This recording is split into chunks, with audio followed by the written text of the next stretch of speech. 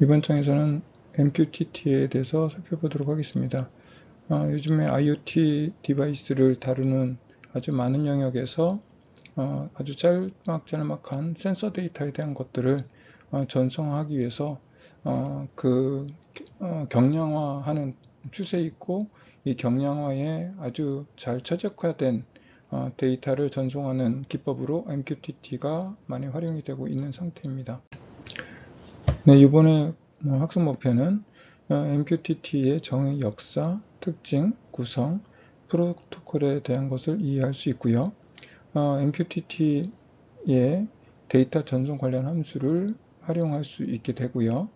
MQTT 클라이언트 사용 방법에 대한 것을 이해할 수 있고, 마지막으로 이 MQTT에 대한 것을 수신하는 클라이언트에 대한 것을 구성할 수 있습니다. 예, 파트 1에서는 MQTT가 무엇인지, 그리고 MQTT 환경 구축에 대해서 공부를 하고요. 파트 2에서는 MQTT 클라이언트의 사용 방법을 실습하도록 하겠습니다. 이번 장에서는 MQTT가 무엇인지 살펴보도록 하겠습니다. MQTT는 메시지 큐잉 텔레메트리 트랜스포트의 약자이고요. 경량의 퍼블리시 서브스크라이브 메시지 프로토콜을 사용하고 있습니다.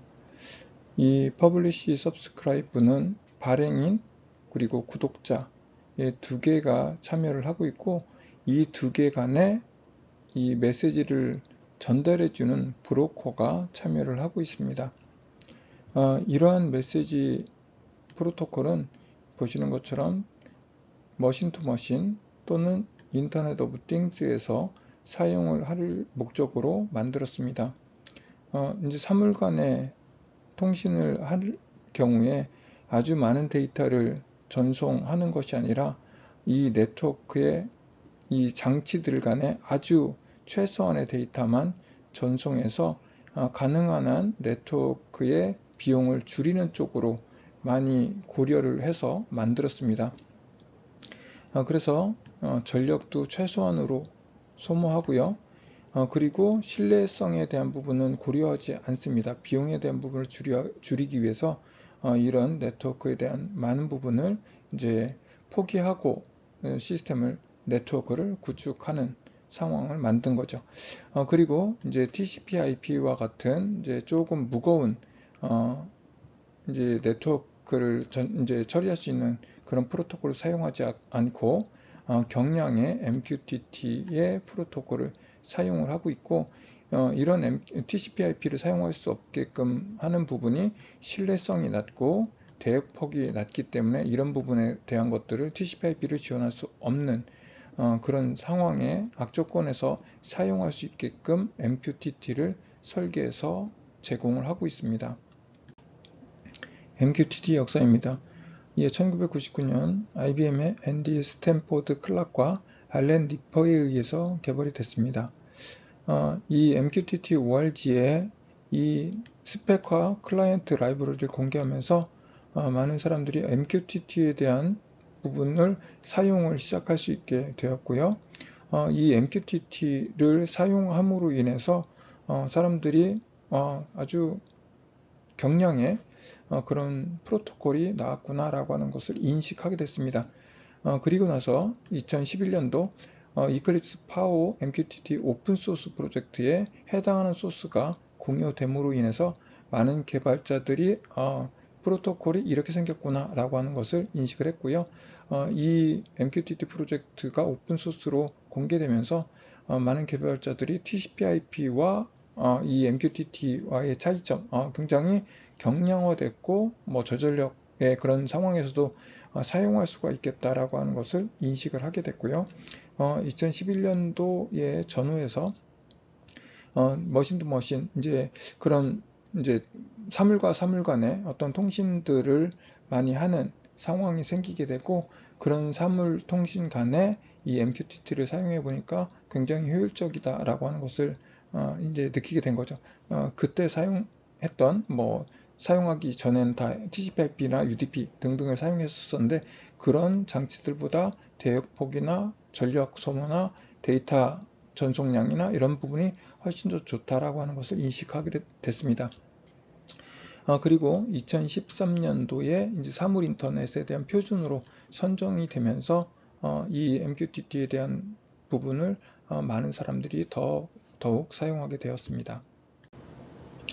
MQTT의 특징, 요구 조건, 경량화, 유연성과 확장성, 생산성에 대해서 살펴보면 요구 조건으로 실시간 푸시 전송에 대한 부분을 고려해서 전력에 대한 것을 최소화하고 비동기 메시지이면서 신뢰성에 대한 것을 보장할 수 있는 특징을 갖는 것을 요구 조건으로 하고요. 경량화에 대한 부분은 해당하는 메시지에 대한 것을 경량 포맷으로 만들고 100에서 80KB 정도에 대한 부분을 메모리를 사용하더라도 해당하는 처리에 대한 것들을 가능하도록 경량화를 요구했습니다. 그리고 유연성과 확장성 부분은 해당하는 처리 방식을 이벤트 처리 방식을 사용해서 여러 개의 응용 프로그램들에 대한 것들을 코드 변경 없이 해당하는 기능에 대한 것들을 확장할 수 있게끔 이제 확장성을 고려해서 만들었고요. 생산성 부분에서는 탐지, 저장, 전달, 발행과 구독에 대한 기능을 제공하고 있고요. 그리고 다른 여러 가지 개념들에 대한 것을 공부하지 않고 간단한 개념만 숙지함으로 인해서 개발이 용이하도록 이 전체적인 시스템을 아주 간략화해서 개발이 용이하도록 만들었다는 것이 특징이 되겠습니다. MQTT의 간단한 구성을 살펴보면 메시지에 대한 것을 전송해주는 중개 역할을 해주는 브로커, 그리고 센서 데이터와 같이 어떤 데이터를 생산해내서 출판해주는 퍼블리셔, 그 출판된 데이터에 대한 것들을 이제 필요한 구독에 대한 서비스를 받아들이는 서브스크라이버. 이렇게 서브스크라이버는 모바일 디바이스가 될 수도 있고 데스크탑 아니면 다른 장치들이 될 수도 있겠습니다. 이렇게 간단하게 연결되어져 있는 퍼블리셔와 서브스크라이버의 관계를 묶어주는 이 브로커를 중심으로 해서 다양한 형태가 나타날 수 있습니다. 이런 이제 구조를 가지고 있는 다양한 사례는 어디서 활용할 수 있는지 살펴보면 자동차, 그리고 물류, 그리고 생산, 그리고 스마트홈 또는 커스터머들이 사용하는 제품들, 그리고 교통 관련한 시스템에서 다양하게 MQTT를 활용할 수 있습니다. MQTT 프로토콜은 메시지를 주제와 같이 출판을 하고 관심 있는 주제를 구독하는 형식을 취하고 있습니다. 밑에 보시는 것처럼 출판자가 주제와 데이터를 만들어서 전송을 하면 브로커가 구독자의 많은 리스트 중에서 구독자가 이렇게 많이 있겠죠. 이 중에서 이 주제를 요청하는 구독자에게 이렇게 주제와 데이터를 전달해주는 그런 역할을 하고 있습니다. 그리고 주제를 만들 때는 이렇게 해당하는 장치 이름, 그리고 해당하는 계층을 만들어서 여기서는 LED라고 되어져 있는데 LED 밑에 또 다른 계층을 가질 수도 있습니다. 그래서 주제어를 만들고 이 주제어에 해당하는 데이터를 만들어서 출판하거나 구독하는 사람들을 또 마찬가지로 이 주제어에 대한 것들은 이 출판하는 그런 곳에서 만든 주제를 똑같이 써야지만 받아들일 수 있게끔 이렇게 프로토콜이 만들어져 있습니다. MQTT 환경 구축을 살펴보겠습니다. 출판과 구독에 대한 처리를 위해서는 라이브러리가 필요합니다. 예, 이 부분에서 우리는 ESP8266이 사용하는 개발 환경인 스케치에 설치하는 과정을 살펴보는데요. 먼저 툴이라고 하는 부분에서 라이브러리 관리로 넘어가면 아래 보시는 것처럼 라이브러리 매니저라고 하는 부분을 우리가 확인할 수 있고요. 여기서 검색창에 여기 POP SUB 클라이언트라고 하는 부분을 입력을 하시고요. 이 항목에 클라이언트 라이브러리가 나타나면 설치를 이렇게 해주시면 됩니다. 그러면 우리가 이제 MQTT를 출판하거나 구독하는 부분에 대한 라이브러리를 지원받을 수 있습니다. 네, 라이브러리를 설치하면 그 안에 기본적으로 사용할 수 있는 ESP8266의 MQTT 예제를 살펴볼 수 있습니다. 네, 이 파일 예제 우리가 설치한 라이브러리 안에 우리가 MQTT 예제를 선택을 해 주십시오. ESP8266의 MQTT 클라이언트 사용법을 공부하겠습니다. MQTT 클라이언트에 대한 부분을 설정하도록 하겠습니다.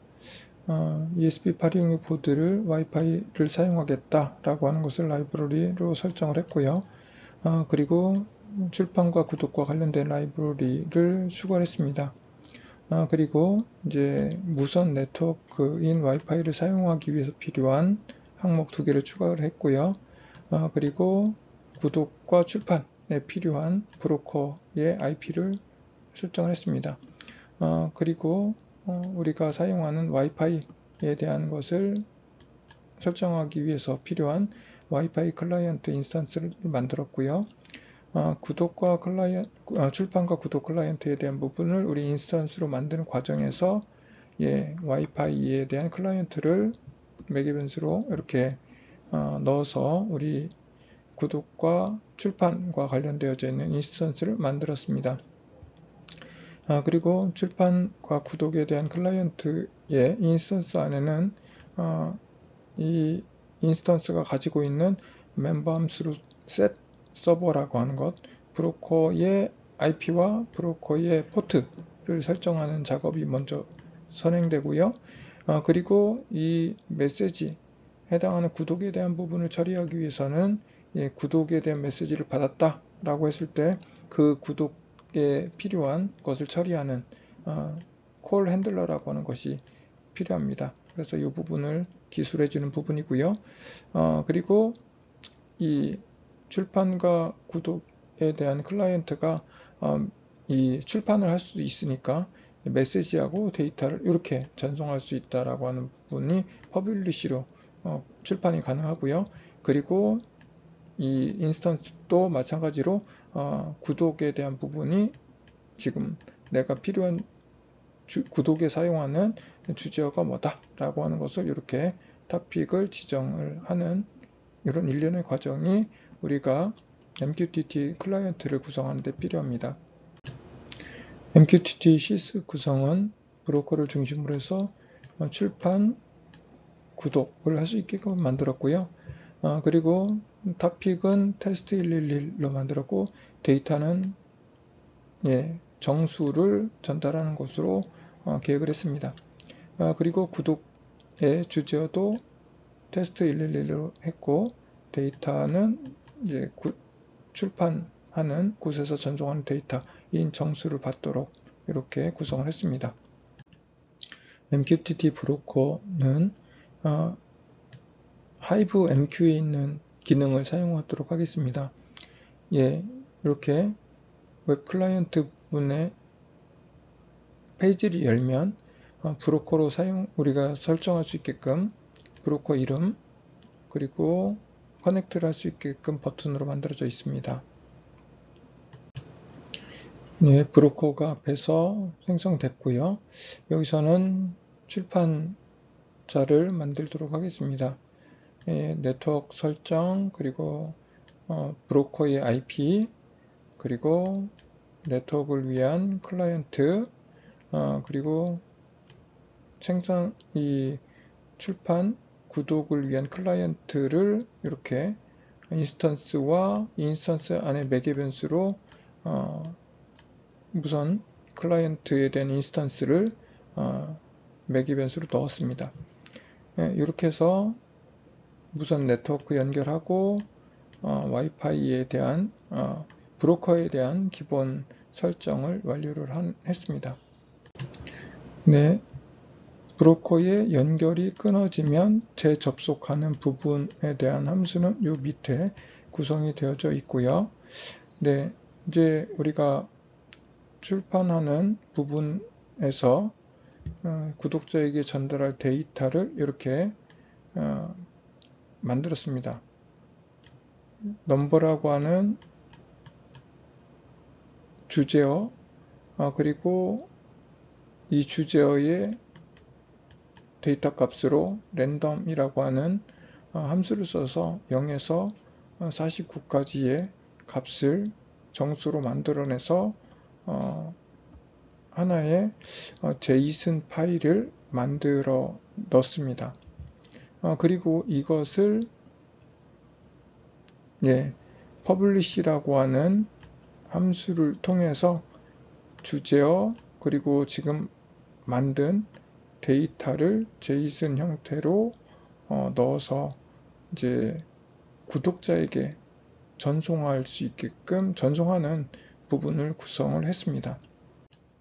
MQTT의 구독을 웹 클라이언트를 사용해서 구현할 수 있는 부분을 살펴보도록 하겠습니다. 우리가 브로커로 사용했던 사이트에 있는 기능으로 Add New Topic Subscribe라고 되어져 있는 부분에 우리가 출판 때 사용한 테스트 111이라고 하는 주제어를 넣어주고 추가만 해주면 구독이 준비가 완료됩니다. 구성한 토픽에 맞추어서 구독되어지는 부분의 메시지는 여기에 표시가 됩니다. 아까 넘버와 랜덤으로 만들어지는 숫자의 조합의 제이슨 형태가 전달된다고 말씀을 드렸는데 그 해당하는 결과가 이렇게 표시되는 것을 나타냈습니다. 실습 구성인데요. 퍼블리셔가 이렇게 주제어와 메시지를 전송을 하면 브로커를 통해서 여기 구독자가 해당하는 주제어를 받아서 데이터에 따라서 ON 또는 OFF를 하도록 구성을 해 보세요. LED를 구동하기 위한 구독 부분을 나타냈습니다. 주제어를 이렇게 설정을 해 주시고요. 그리고 이제 주제어가 브로커를 통해서 전달이 되면 그 해당하는 메시지와 그 길이를 받아들이는 콜백 함수를 클라이언트인 이 구독 인스턴스에 등록을 해 놓은 이 콜백에 대한 것을 가지고 처리를 하게 됩니다. 그래서 메시지로 전달되어 온 문자에 대한 것을 데이터로 문자열로 만들고요. 그리고 나서 그 데이터가 ON이냐 또는 OFF냐에 따라서 LED를 ON, OFF 하도록 설계했습니다. 이전 슬라이드에 출판과 구독에 대한 모든 내용이 나타나지 않는데요. 이 앞에 슬라이드와 그 이전에 있던 예제를 확인해서 이 전체의 내용들을 동작할 수 있게끔 기술을 해 주세요. MQTT의 의미를 학습을 했고요. MQTT 프로토콜을 사용해서 출판과 구독하는 방법에 대해서 공부를 했습니다. 그리고 MQTT 웹 클라이언트를 사용해서 브로커 그리고 클라이언트 설정하는 방법도 공부를 했고요. 아두이노에 있는 구독 클라이언트에 대한 부분들을 사용해서 라이브러리를 사용해서 ESP8266의 클라이언트 프로그래밍 하는 방법도 학습을 했습니다.